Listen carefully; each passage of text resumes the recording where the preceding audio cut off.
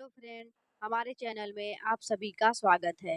कार्तिक मास की अमावस्या के छठवें दिन छठ महापर्व मनाया जाता है। यह 4 दिनों का त्योहार है और इनमें साफ सफाई का खास ध्यान रखा जाता है।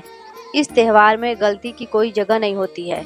इस व्रत को करने के नियम इतने कठिन है कि इस वजह से इसे महापर्व और महाव्रत के नाम से संबोधित किया जाता है। मार्कंडेय पुराण में इस बात का उल्लेख मिलता है कि सृष्टि की अधिष्ठात्री प्रकृति देवी ने अपने आप को 6 भागों में विभाजित किया है।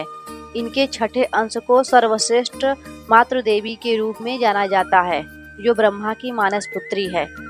वह बच्चों की रक्षा करने वाली देवी है। कार्तिक मास के शुक्ल पक्ष की षष्ठी को इन्हें देवी की पूजा की जाती है। व्रत कथा के अनुसार प्रियव्रत नाम के एक राजा थे। उनकी पत्नी का नाम मालिनी था। दोनों की कोई संतान नहीं थी। इस बात से राजा और उनकी पत्नी बहुत दुखी रहते थे। उन्होंने एक दिन संतान प्राप्ति की इच्छा से महर्षि कश्यप द्वारा पुत्रष्टि यज्ञ करवाया। इस यज्ञ के फल स्वरूप रानी गर्भवती हो गई। 9 महीने बाद संतान सुख को प्राप्त करने का समय आया तो रानी को मरा हुआ पुत्र प्राप्त हुआ।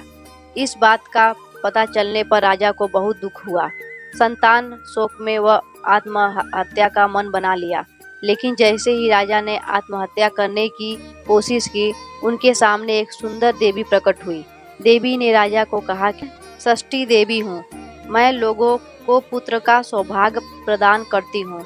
इसके अलावा जो सच्चे भाव से मेरी पूजा करता है, मैं उनके सभी प्रकार के मनोरथ को पूर्ण कर देती हूँ। यदि तुम मेरी पूजा करोगे तो मैं तुम्हें पुत्र रत्न प्रदान करूँगी। देवी की बातों से प्रभावित होकर राजा ने उनकी आज्ञा का पालन किया। राजा और उनकी पत्नी ने कार्तिक शुक्ल की षष्ठी तिथि के दिन देवी षष्ठी के पूरे विधि विधान से पूजा की।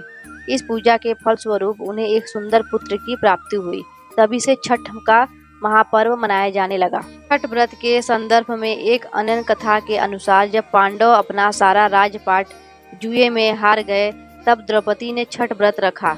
इस व्रत के प्रभाव से उनकी मनोकामना पूरी हुई। तब पांडव को राजपाट वापस मिल गया। जय छठी मैया।